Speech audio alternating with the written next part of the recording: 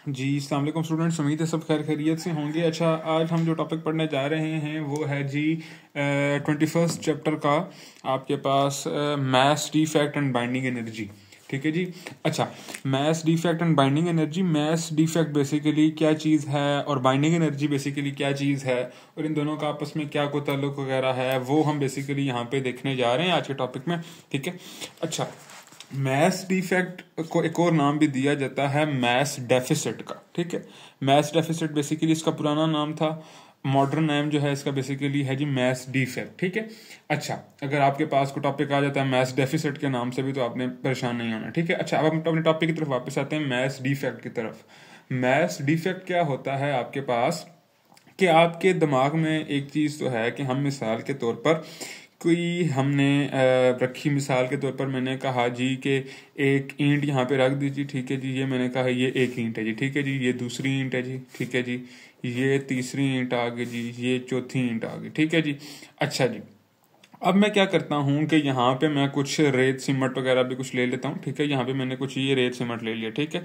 अच्छा, ये कुछ रॉ मटेरियल है। ठीक है जी। अच्छा, अब मैंने इसका वजन कर लिया। ठीक है, इसका मैस बेसिकली फाइंड कर लिया। ठीक है, उसका मैस कुछ ना कुछ निकला। ठीक है जी, मैं कहता हूँ इसका मैस मिसाल के तौर पर निकला ए।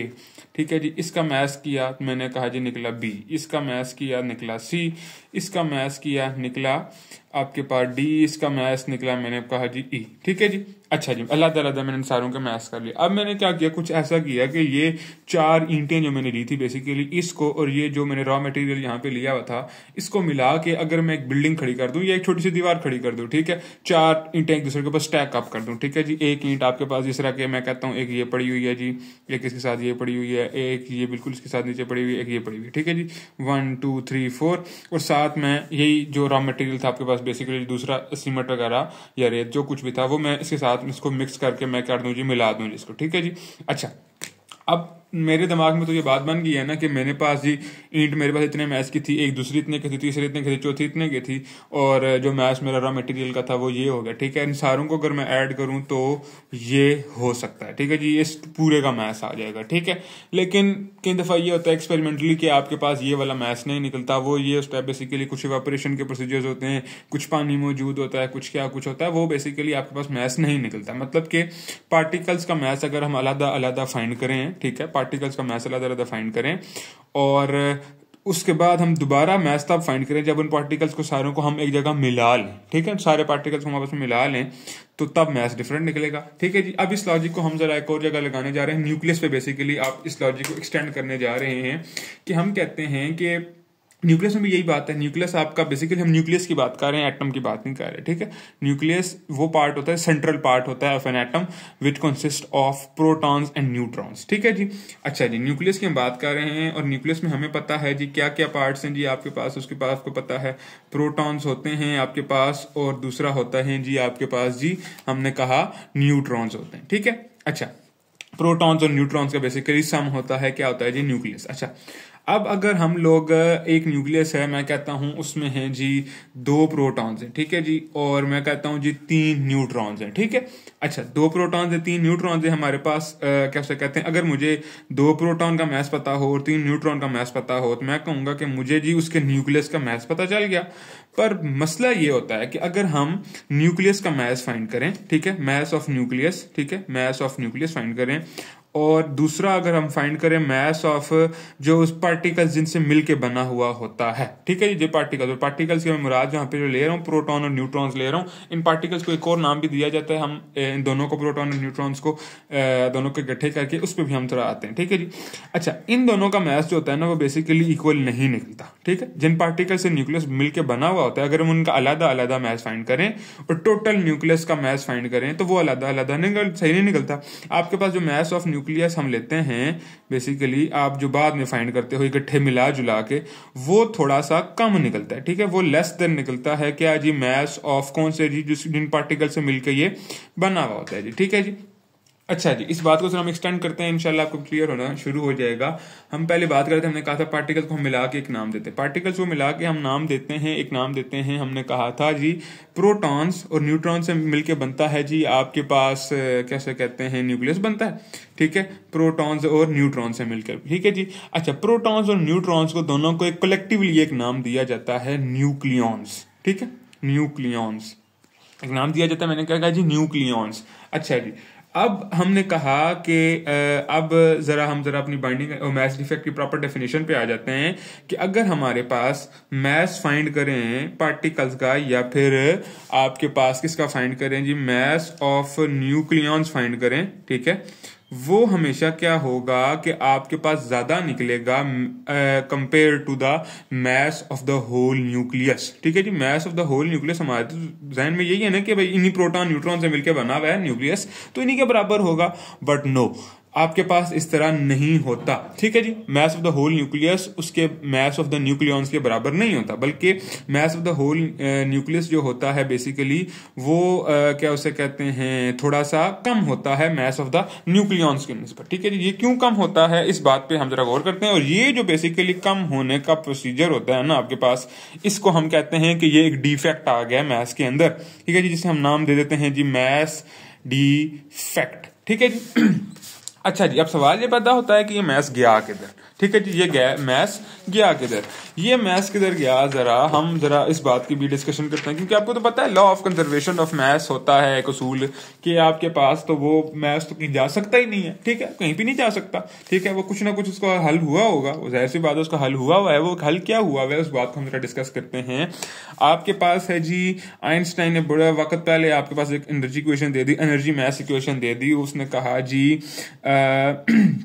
Delta E is equal to mc², ठीक है जी। अच्छा, E is equal to mc², उसने कहा था जी मैस एनर्जी में चेंज हो सकता है, ये एनर्जी मैस में चेंज हो सकता है, इंटरचेंजेबल, अगर मैस स्पीड ऑफ लाइट से मूव करे तो वो एनर्जी में चेंज हो सकता है, ठीक है जी। अच्छा, अब जरा हम बात करते हैं, ये यहाँ पे जो हमने कहा था ना मैस गायब हो गया, ठीक है, मैस ऑफ न्यूक्लियॉन्स वाला मैस थोड़ा सा कम हो गया, मैस ऑफ न्यूक्लियस हमने कहा था जी थोड़ा सा आपके पास क्या हो गया जी, कम हो गया, ठीक है जी। आपके पास जो वो कम हो गया ना, ठीक है, वो मैस ऑफ न्यूक्लियस बेसिकली जो कम हुआ वो हम कहते हैं in the form of energy change हो गया, ठीक है जी, in the form of energy change हो गया, ठीक है। और उस एनर्जी को हम बेसिकली नाम देते हैं बाइंडिंग एनर्जी, ठीक है जी, हम उस एनर्जी को नाम देते हैं बाइंडिंग एनर्जी, ठीक है जी। यहां से हमने अब दो डेफिनेशंस बिल्ड कर लिए, ठीक है, दो डेफिनेशंस क्या क्या बिल्ड कर लिए जी, एक हमने डेफिनेशन बिल्ड की जी मैस डिफेक्ट की, ठीक है जी, मैस डिफेक्ट की, और दूसरी हमने डेफिनेशन बिल्ड की जी बाइंडिंग एनर्जी की। पहली हम डेफिनेशन देख लेते हैं जी मैस डिफेक्ट की। मैस डिफेक्ट कहता है जी कि आपके पास द डिफरेंस बिटवीन क्या हो जाएगा जी, द डिफरेंस बिटवीन मैस बल्कि difference between mass of the atom, ठीक है जी, मैस ऑफ द कहते हैं आप mass of the nucleus, sorry, mass of the nucleus and some of its parts में जो डिफरेंस आ जाता है जी, ठीक है, some of its parts is known as mass defect. आपके पास जो डिफरेंस आता है, किस में डिफरेंस आता है, मैस ऑफ द न्यूक्लियस में, और सम ऑफ इट्स पार्ट्स में, पार्ट्स ऑफ न्यूक्लियस, या पार्ट्स ऑफ न्यूक्लियस को हमने कहा था क्या कहते हैं, न्यूक्लियॉन्स भी कहते हैं, ठीक है जी, वो some of the parts of nucleus, ठीक है जी। अच्छा, उससे हम क्या कहेंगे जी, मैस डिफेक्ट, ठीक है जी। अब दूसरी हमने डेफिनेशन यहाँ पे बिल्ड कर ली थी किसकी जी, बाइंडिंग एनर्जी की भी बिल्ड कर ली थी। बाइंडिंग एनर्जी की डेफिनेशन हमने क्या बिल्ड की थी, जो एनर्जी की फॉर्म में वो रेडिएट होगा मैस, ठीक है, उस एनर्जी को हम नाम देंगे जी बाइंडिंग एनर्जी का नाम देंगे, ठीक है। यहाँ पे हम एक प्रॉपर एक डेफिनेशन लिख देते हैं कि बाइंडिंग एनर्जी की डेफिनेशन क्या है। बाइंडिंग एनर्जी की डेफिनेशन ये है कि आपके पास द एनर्जी, ठीक है जी, दैट इज एमिटेड और रेडिएटेड, ठीक है, जो एनर्जी एमिट हुई या फिर रेडिएट हुई, ठीक है जी, that is radiated when nucleons are brought together, ठीक है जी, आपके पास जब न्यूक्लियॉन्स को इकट्ठा किया गया टू फॉर्म अ न्यूक्लियस, ठीक है जी, जब आपके पास न्यूक्लियॉन्स को इकट्ठा किया गया टू फॉर्म अ न्यूक्लियस, और जो एनर्जी फिर कुछ रेडिएट होती है, जो कि मैस का बेसिकली कन्वर्जन होकर चेंज होकर जा रही होती है, उस एनर्जी को हम कहते हैं कि आपके पास वो एनर्जी है जी बाइंडिंग एनर्जी। और वो बाइंडिंग एनर्जी का हमने सोर्स क्या है, बेसिकली क्या कहा जी, उस एनर्जी का सोर्स क्या है आपके पास, वो उस एनर्जी का सोर्स ये है आपके पास इसका मैस ऑफ न्यूक्लियॉन्स जो बेसिकली होते हैं वो बेसिकली चेंज हो जाता है आपके पास बाइंडिंग एनर्जी के अंदर। अच्छा जी, उसके बाद हम लोग बात कर लेते हैं नेक्स्ट, आहिस्ता आहिस्ता हम लोग कॉन्सेप्ट डेवलप कर लेते हैं। अब मैस डिफेक्ट को रिप्रेजेंट किया जाता है बेसिकली डेल्टा एम के साथ, ठीक है, डेल्टा एम के साथ रिप्रेजेंट किया जाता है। और ये वाली जो इक्वेशन हमने ऊपर लिखी थी ना, delta E is equal to delta M C square, इसको अगर हम इस तरीके से लिख लें, इसको हम लोग इस इक्वेशन को इस तरीके से भी लिख सकते हैं, delta E is equal to delta M C square, ठीक है जी। वो एम के साथ हमने डेल्टा लगा दिया मैस डिफेक्ट की वजह से, और डेल्टा ई भी आपका बेसिकली वो जो एनर्जी चेंज आएगा बेसिकली मैस की वजह से, सॉरी एनर्जी आपके पास आएगी वो वाली आपके पास डेल्टा ई है, ठीक है जी। अच्छा जी, अब हम लोग आहिस्ता चलते हैं, इसकी एक डेरिवेशन की तरफ चलते हैं। वो डेरिवेशन क्या होने जा रही है आपके पास बेसिकली डेल्टा एम की वैल्यू अगर हम निकालना चाहें तो वो क्या हो सकती है जी, ठीक है जी। डेल्टा एम हमने क्या कहा था कि अगर आप डेल्टा एम हम कैसे निकाल सकते हैं जी, डेल्टा एम हम निकाल सकते हैं कि अगर मैस ऑफ न्यूक्लियॉन्स निकालें, ठीक है, मैस ऑफ न्यूक्लियॉन्स निकालें, उसको अगर हम लोग बेसिकली वो ज्यादा निकलेगा किससे, मैस ऑफ न्यूक्लियस से। मैस ऑफ न्यूक्लियस क्या होगा जी, ज्यादा होगा, सॉरी कम होगा, ठीक है, मैस ऑफ न्यूक्लियस क्या होगा, कम होगा, और जो न्यूक्लियॉन्स का मैस होगा वो क्या होगा, थोड़ा सा ज्यादा होगा, ठीक है जी। मैस ऑफ न्यूक्लियॉन्स ज्यादा होगा और मैस ऑफ न्यूक्लियस छोटा सा थोड़ा सा कम होगा, ठीक है जी। अगर हम इन दोनों का बेसिकली डिफरेंस फाइंड कर लें तो वो छोटा सा मैस फाइंड हो जाएगा बेसिकली, जो मैस का डिफरेंस है। वो मैस का डिफरेंस हम कैसे निकाल सकते हैं, mass of nucleons minus mass of nucleus, ठीक है जी। मैस ऑफ न्यूक्लियस ये बहुत छोटा छोटा मैंने लिखा है, मैस ऑफ न्यूक्लियस और मैस ऑफ न्यूक्लियॉन्स ये दोनों चीजें मिक्स ना होनी चाहिए, ठीक है। ये मैस ऑफ न्यूक्लियॉन्स लिखा है, ये मैस ऑफ न्यूक्लियस लिखा है जी, ठीक है जी। अच्छा जी, अब मैस ऑफ न्यूक्लियॉन्स क्या क्या है जी, ठीक है जी। मैस ऑफ न्यूक्लियॉन्स क्या है, मैस ऑफ न्यूक्लियॉन ये है, मैस ऑफ न्यूक्लियॉन आपको पता है, न्यूक्लियॉन में आता है जी प्रोटॉन और दूसरे आते हैं जी न्यूट्रॉन, ठीक है जी। अच्छा जी, अब मैंने कहा जी एक तो हम अगर मैस फाइंड कर लें, प्रोटॉन्स का मैस फाइंड कर लें, ठीक है जी, प्रोटॉन्स का मैस, इसकी हम सॉरी ना मैस ऑफ न्यूक्लियॉन्स की डेरिवेशन हम थोड़ी सी अलग से कर लेते हैं, ठीक है जी। मैस ऑफ न्यूक्लियॉन्स कहाँ से हम कर लेंगे जी, ठीक है जी। अगर हम फाइंड कर लें मैस ऑफ प्रोटॉन्स जो भी होगा जितना भी होगा, ठीक है, और मैस ऑफ न्यूट्रॉन्स, ठीक है जी। अच्छा जी, मैस ऑफ प्रोटॉन्स, एक मैस ऑफ प्रोटॉन का हमें मैस तो पता है, ठीक है जी, हमें पता होता है एमपी से हम उसे रिप्रेजेंट करते हैं और उनसे पता होता है मैस ऑफ प्रोटॉन हर किसी को पता है, ठीक है जी। मैस ऑफ इलेक्ट्रॉन जिसे हर किसी को पता है, इसी तरह मैस ऑफ प्रोटॉन भी पता होता है, मैस ऑफ न्यूट्रॉन भी पता होता है, ठीक है ना। हर किसी को पता है कि इसकी वैल्यू होती है 1.67 मल्टीप्लाई 10 की पावर -27 kg। बिल्कुल इसी तरह यही आपके पास वैल्यू होती है जी मैस ऑफ कैसे कहते हैं न्यूट्रॉन की, ठीक है जी। अच्छा, अब हम जरा बात करते हैं अपनी के मैस ऑफ प्रोटॉन ये आ गया, अगर हमें नंबर ऑफ प्रोटॉन्स पता हो, ठीक है, एक का ये आ गया और जितने भी नंबर ऑफ प्रोटॉन होंगे उसके साथ मल्टीप्लाई कर दो। नंबर ऑफ प्रोटॉन को तो हम जेड से रिप्रेजेंट करते हैं जिसे हम कहते हैं एटॉमिक नंबर, ठीक है जी। अच्छा जी, अब प्लस आ गया जी मैस ऑफ न्यूट्रॉन, एक मैस ऑफ न्यूट्रॉन तो हमें पता है पहले से, और नंबर ऑफ न्यूट्रॉन्स पता चल जाए तो कहानी हमारी हजम हो जानी है। ये हमारे पास क्या निकल आना है जी, मैस ऑफ न्यूक्लियॉन्स निकल आना है, ठीक है जी। अच्छा, अब अगर हम इन दोनों को कर दें, इस इक्वेशन को पुट कर दें यहाँ पे और ये यहाँ पे कन्वर्सली पुट कर दें तो आपके पास डेल्टा एम की वैल्यू आ जानी है, ठीक है जी। डेल्टा एम की वैल्यू मैं लिखने जा रहा हूं, ये आ गई जी आपके पास डेल्टा एम की वैल्यू आ गई जी, ठीक है जी। ये डेल्टा एम की वैल्यू अगर मैं पुट कर दूं आपके पास, ये जो हमने ऊपर इक्वेशन लिखी delta E is equal to delta M C square, तो बेसिकली हमें पता चल जाएगा बाइंडिंग एनर्जी की वैल्यू पता चल जाएगी, ठीक है जी। बाइंडिंग एनर्जी की वैल्यू पता चल जाएगी और हम लोग कह सकते हैं इस डेल्टा ई को, या ई सिंपली अगर आप लिखो उसको हम लोग पहले से रिप्रेजेंट करते हैं बाइंडिंग एनर्जी के साथ, ठीक है। B dot E is equal to delta M C square, ये इक्वेशन है बेसिकली जिसमें हम डेल्टा एम की वैल्यू पुट करनी है, ठीक है जी। डेल्टा एम की वैल्यू हमने भी फाइंड की Z M P plus N M N, उसके बाद जी आपके पास आ गया। अच्छा जी, बेसिकली मैंने अब यहाँ पे डेल्टा एम की वैल्यू पुट की, क्या पुट कर दी, Z M P plus N M N minus M nucleus, ये सारी की सारी किसकी वैल्यू थी, ये जो ब्रैकेट के अंदर है ब्रैकेट है कि ये किसकी वैल्यू थी, डेल्टा एम की वैल्यू थी, ठीक है जी। अच्छा जी, और सी स्क्वायर आपके साथ यहाँ पे इसी तरह आ गया, ठीक है जी। फिर सी स्क्वायर को मैंने इधर मल्टीप्लाई कर दिया एम जेड एम पी के साथ, एन एम एन के साथ और मैस ऑफ न्यूक्लियस के साथ, तो ये आपके पास फाइनल इक्वेशन बन गई, ठीक है जी। ये आपके पास बेसिकली किसकी वैल्यू देगी जी, बाइंडिंग एनर्जी की वैल्यू देगी। अच्छा, बाइंडिंग एनर्जी हमने क्या कहा था शुरू में कि आपके पास वो एनर्जी है जो कि रेडिएट होगी when nucleons are brought together to form a nucleus, ठीक है। अच्छा, एक और नाम भी इसको दिया जाता है जिसे हम कहते हैं जी, बाइंडिंग एनर्जी को एक और नाम भी दिया जाता है, ठीक है जी। बाइंडिंग एनर्जी को एक और नाम दिया जाता है, उसे हम कहते हैं जी डिसोसिएशन एनर्जी। ठीक है जी, मतलब ये यही चीज नहीं है, बेसिकली इसके इक्वल होती है, इस एनर्जी के इक्वल होती है, मतलब सेम चीज नहीं है लेकिन ये इस चीज के इक्वल होती है, बिल्कुल इसी एनर्जी के इक्वल होती है, डिसोसिएशन एनर्जी। डिसोसिएशन एनर्जी क्या होती है? हमने कहा बाइंडिंग एनर्जी तब होगी कि अगर आपके पास 2 प्रोटॉन और 2 न्यूट्रॉन मिलेंगे तो आपके पास रिजल्ट क्या बनने जा रहा है? हमने कहा ये आपके पास एक न्यूक्लियस बन गया जी। ठीक है जी, अच्छा जी, ये इस दौरान आपके पास कुछ एनर्जी रेडिएट होगी, उस एनर्जी को हम कह देते हैं जी बाइंडिंग एनर्जी। ठीक है जी, अच्छा अब अगर हमें बेसिकली इन चारों को अलग करना है, ठीक है, दोबारा से अब अलग अलग करना है, इस तरह अलग अलग करना है। अब हमें बेसिकली जितनी बाइंडिंग एनर्जी बाय रेडिएट हुई, इसी एनर्जी को या इसी जितनी एनर्जी को हम लोग दोबारा से इसको वापस दे दें। ठीक है जी, मतलब हमें कुछ देर बाद हमें दोबारा से अकेले अकेले ये चाहिए, अगर हम दोबारा से इसको ये एनर्जी दे दें तो हम कहेंगे कि ये दोबारा से क्या हो जाएंगे? अलग अलग अलग अलग हो जाएंगे जी। ठीक है जी, ये जो अलग अलग करने में दोबारा से बाइंडिंग एनर्जी हमने इसे दी है, इस एनर्जी को हम कहेंगे जी डिसोसिएशन एनर्जी या फिर एनर्जी ऑफ डिसोसिएशन। ठीक है जी, इसका एक और नाम भी है। बाइंडिंग एनर्जी बेसिकली कौन सी एनर्जी? जो रेडिएट होगी, और डिसोसिएशन एनर्जी कौन सी है? जो हमने प्रोवाइड की है उसको। ठीक है जी, जो एनर्जी हमने खुद से प्रोवाइड किया वो डिसोसिएशन एनर्जी आ गई, और बाइंडिंग एनर्जी कौन सी है जी? वो एनर्जी रेडिएट होगी। ठीक है जी, अच्छा उसके बाद आपके पास यहाँ पे अगर हम लोग क्या से कहते हैं, एक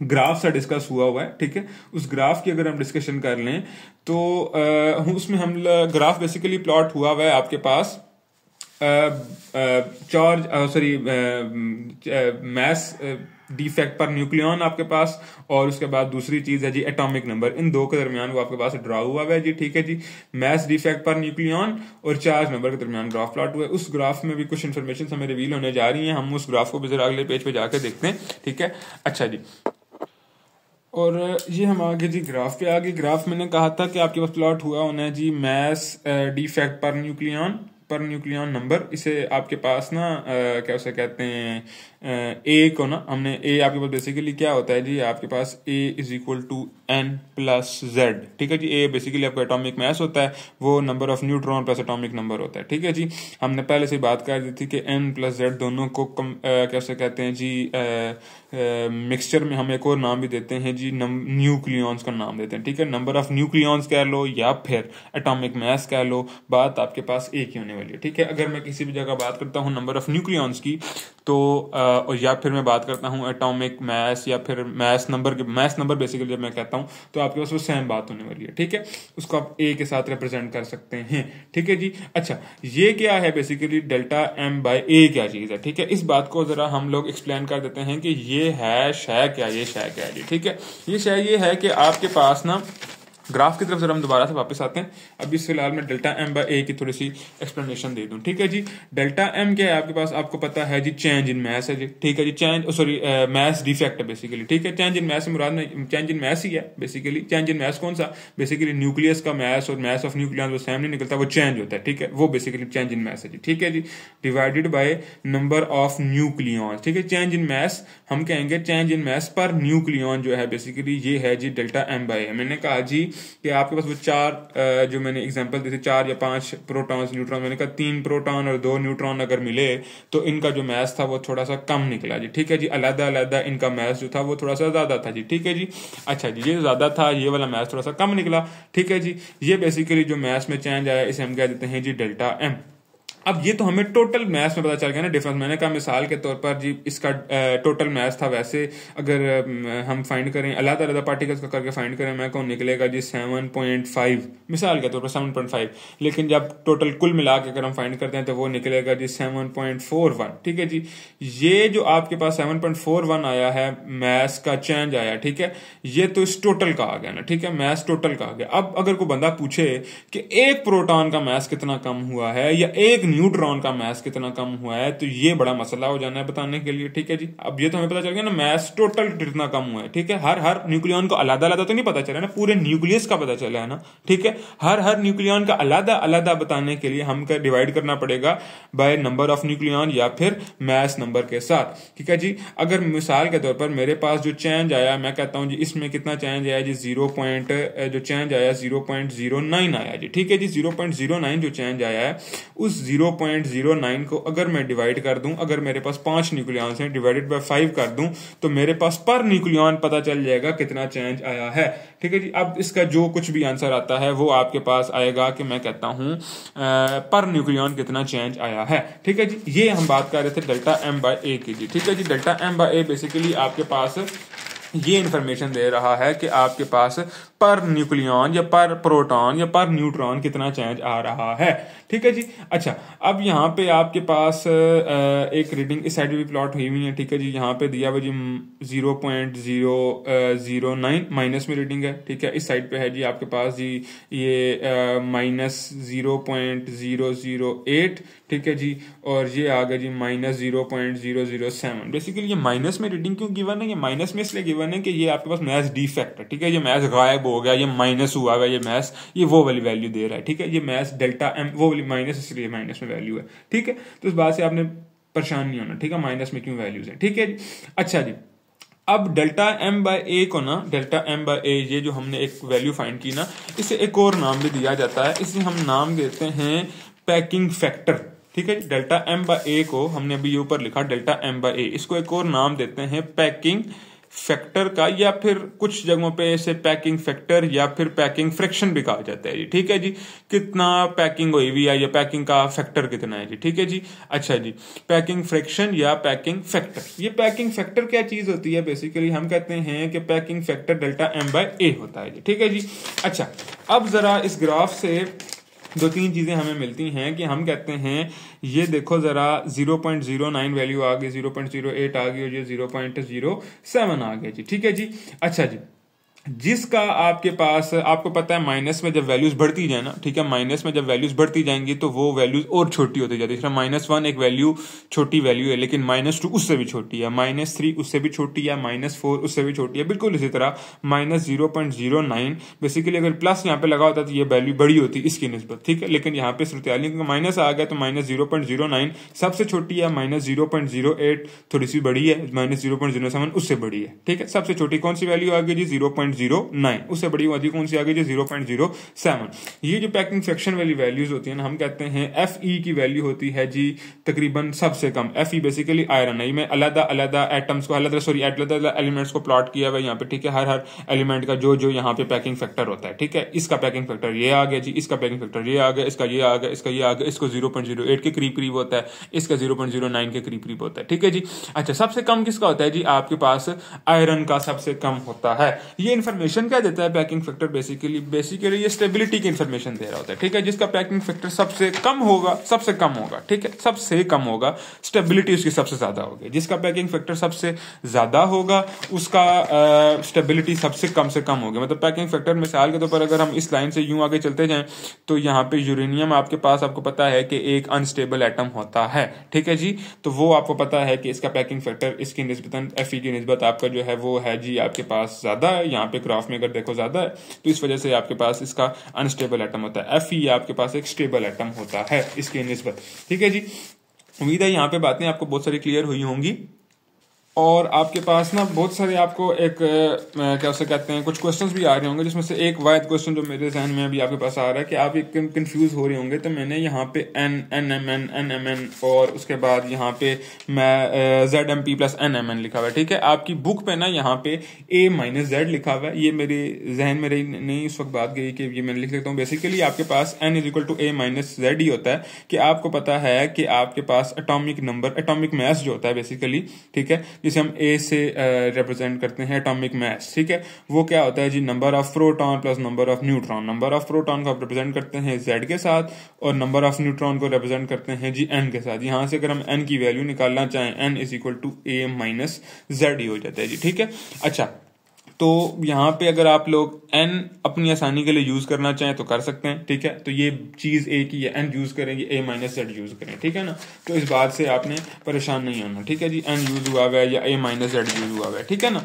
तो उम्मीद है बहुत सारी बातें क्लियर होंगी। अब हम बेसिकली एक चीज फाइंड करने जा रहे हैं। यहाँ पे जगह फाइंड हुई हुई है जी आपके पास binding energy of helium find हुई हुई है। ठीक है। और उसके बाद 1 एटॉमिक मास यूनिट की आपके पास दिया हुआ कितना बाइंडिंग एनर्जी वगैरह होगी वो भी हम लोग फाइंड कर लेते हैं जी। ठीक है। सबसे पहले binding energy of helium 42 find करते हैं। यहाँ पे एक और बात हम लोग कवर कर लेते हैं कि बाइंडिंग एनर्जी, एक सवाल आता है आपके पास, हमने अभी डेफिनेशन तो बिल्ड कर ली ना कि आपके पास बाइंडिंग एनर्जी तभी वही एनर्जी रेडिएटेड है जो कि आपके पास बेसिकली जब प्रोटॉन्स और न्यूट्रॉन्स आपस में मिलेंगे।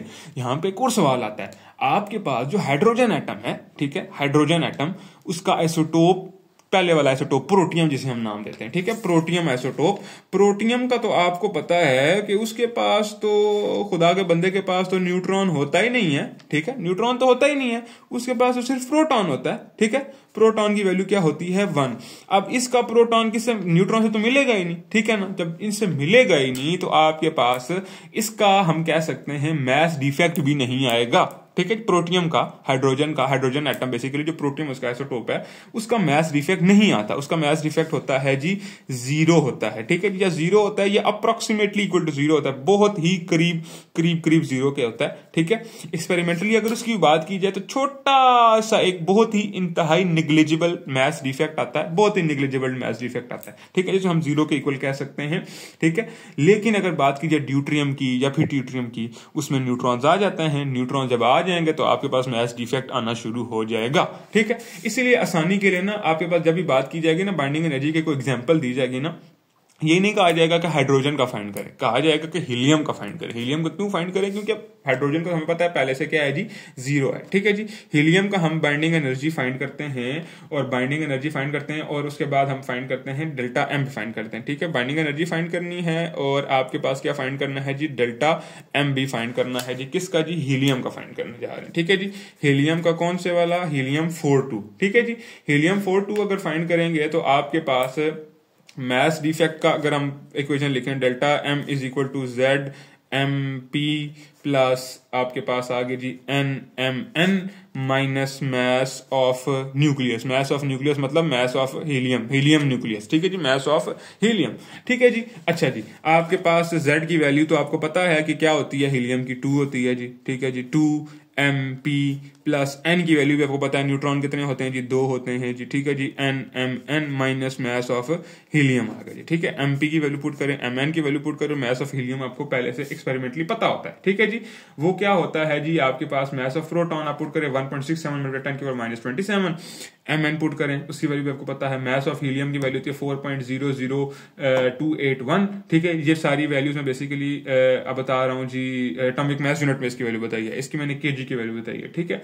कि इसका भी एटॉमिक मैस यूनिट में अगर वैल्यू फाइंड करें तो थोड़ी सी कुछ और निकलती है, ठीक है। फाइनल रिजल्ट अगर हम लोग निकालें तो आपके पास निकलता है जी क्या उसे कहते हैं, डेल्टा एम की जो वैल्यू निकलती है अगर हम केजी में निकालें, ठीक है, केजी में निकालें तो आपके पास डेल्टा एम की फाइनल वैल्यू निकलती है, सारी वैल्यूज पुट करके आपके पास निकलता है जी 5.03 × 10⁻⁻29 kg, ठीक है। अच्छा, ये आपके पास किसकी वैल्यू निकल है जी, मैस डिफेक्ट की वैल्यू निकल है। अगर हम यही पुट कर दें binding energy is equals to delta M C square में, ठीक है, तो आपके पास मैस डिफेक्ट की ये वैल्यू आ गई, यहाँ पे पुट करें, ये आ गया 5.63 × 10⁻⁻29 kg इनटू सी स्क्वायर में आ जाएगा 3 × 10⁸ का स्क्वायर। जो फाइनल वैल्यू आपके पास आने जा रही है वो आने जा रही है जी आपके पास क्या उसे कहते हैं 4.5 × 10⁻⁻12 जूल, ठीक है जी, 4.5 × 10⁻⁻12 जूल। लेकिन जब आपके पास छोटे न्यूक्लियस की या प्रोटॉन्स की या न्यूट्रॉन्स की बात कर रहे होते हैं तो हम लोग ज्यादातर एनर्जी लेते हैं जी इलेक्ट्रॉन वोल्ट में, ठीक है जी, जूल्स में नहीं लेते। और जूल्स को इलेक्ट्रॉन वोल्ट में कन्वर्ट करने के लिए बेसिकली हमें इसे डिवाइड करना पड़ेगा 1.67 × 10⁻⁻19 के साथ, तो आपके पास रिजल्ट आ जाएगा इलेक्ट्रॉन वोल्ट के अंदर। और फाइनल रिजल्ट क्या निकलने जा रहा है 28.2 मेगा इलेक्ट्रॉन वोल्ट, ठीक है जी। अच्छा, ये किसका बाइंडिंग एनर्जी आ गई जी, हीलियम एटम की बाइंडिंग एनर्जी आ गई। अब यहाँ पे एक और इन्फॉर्मेशन दी हुई है कि आपके पास पर एटॉमिक मास यूनिट आपके पास कितना बाइंडिंग एनर्जी होगी या फिर बाइंडिंग एनर्जी होगी, ठीक है जी। मैं कहता हूं कि आपके पास अगर आपके पास हम कहते हैं जी आपके पास बाइंडिंग एनर्जी का फॉर्मूला मैं लिखने जा रहा हूं, binding energy equal to delta M C square, ठीक है जी। अच्छा, 1 AMU की हम बात कर रहे थे कि अगर सिंपली एक किसी भी एटम कोई ऐसा है जिसका 1 एटॉमिक मास यूनिट 1 AMU या 1 U जिसे हम इसे रिप्रेजेंट करते हैं, ठीक है जी, जिसका क्या उसे कहते हैं जो मास डिफेक्ट आ रहा है वो आ रहा है जी 1 U आ रहा है जी, ठीक है जी, 1 U या 1 AMU भी इसे लिखते हैं कंप्लीटली अगर लिखें तो, ठीक है। अच्छा, अगर ये आ रहा है तो उसका बाइंडिंग एनर्जी क्या होगी, ठीक है जी। उसकी अगर बाइंडिंग एनर्जी हम फाइंड करें तो हम binding binding energy is equal to delta M की जगह अगर हम पुट कर दें 1U, या 1U की जगह अगर हम लोग एक और मतलब 1 एटॉमिक मास यूनिट की एक और वैल्यू भी होती है। 1 एटॉमिक मास यूनिट आपका इक्वल होता है जी 1.67 मल्टीप्लाई 10 की पावर -27 kg। अगर हम डायरेक्टली kg वाली वैल्यू पुट कर दें अपनी आसानी के लिए, ठीक है, 1.67 मल्टीप्लाई 10 की पावर -27 kg, ठीक है। अच्छा जी, -27 और साथ सी स्क्वायर की वैल्यू पुट कर दें जी 3 मल्टीप्लाई 10 की पावर 8 का स्क्वायर, ठीक है, ये अलग है थोड़ा सा, ठीक है जी। अच्छा, उसके बाद ये वैल्यू पुट करें तो आपके पास फाइनली एनर्जी पहले जाउज में आएगी, ठीक है जी। जाउज में क्या आने जा रही है, जाउज में पहले एक एनर्जी आएगी, वो आपके पास निकलेगी कोई खास एनर्जी। उस खास एनर्जी को आपने डिवाइडेड बाय 1.6 मल्टीप्लाई 10 की पावर -19 के साथ डिवाइड करना है, ठीक है, और वो एनर्जी फिर दोबारा आपके पास आ जाएगी जी। आपके पास यहाँ पे रिजल्ट आएगा जाउज में, उसको हम डिवाइड करेंगे 1.6 मल्टीप्लाई 10 की पावर -19 के साथ। जो फाइनल रिजल्ट देगी आपके पास वो आने वाला है जी 931 मेगा इलेक्ट्रॉन वोल्ट, ठीक है। ये उस केस में आ गया कि 1U आ गया जी, ठीक है जी। 1U को हमने कैसे कहते हैं, आपके पास आ गया कितना आ गया जी 931, ये आ गया 1U का। हमने कहा जी अगर यहाँ पे किसका आ गया, 1U का आ गया।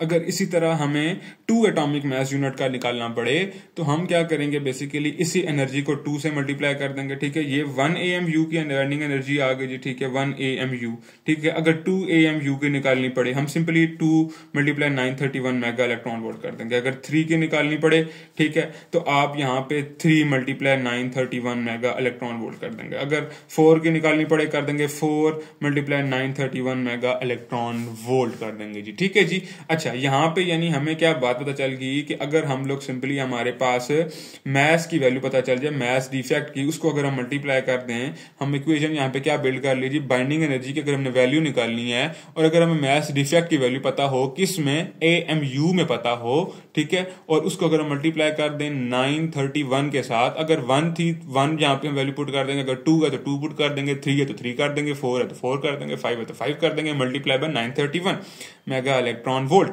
ठीक है जी। अच्छा, अगर आपके पास कुछ वैल्यूज पॉइंट्स में भी आ जाती हैं, 0.02 आ गया, मल्टीप्लाई 931 कर देंगे, बस AMU में अगर वैल्यू गिवन है तो आप यहाँ पे वैल्यू पुट करके सारी की सारी वैल्यूज निकाल सकते हैं, ठीक है जी। ये आपके पास अक्सर MCQs भी आ जाता है, 1 एटॉमिक मास यूनिट के लिए आपके पास कितनी एनर्जी होगी बाइंडिंग एनर्जी, तो आप कहोगे जी आपके पास होगी जी 931 होगी जी। 2 के लिए पूछ ले 2 के लिए बता देना, 3 के लिए पूछ ले 3 के लिए बता देना। अक्सर औकात के दफा न्यूमेरिकल को छोटा सा एक शॉर्ट क्वेश्चन में आ जाता है, उसमें भी आप लोग ये न्यूमेरिकल टाइप क्वेश्चन सॉल्व कर सकते हैं। उम्मीद है आपको बहुत कुछ चीजें समझ आई होंगी, और अगर कुछ क्वेश्चन है तो feel free to ask me. अब एक और ग्राफ है आपके पास यहाँ पे, बेसिकली बाइंडिंग एनर्जी पर न्यूक्लियन का, वो मैं एक अलग लेक्चर में रिकॉर्ड करके आपको बता दूंगा, ठीक है। और क्योंकि ये लेक्चर बहुत खासा लंबा होता जा रहा है, ठीक है। उम्मीद है बहुत कुछ समझ आया होगा, खैर खैरियत से होंगे, ठीक है जी। अल्लाह हाफिज।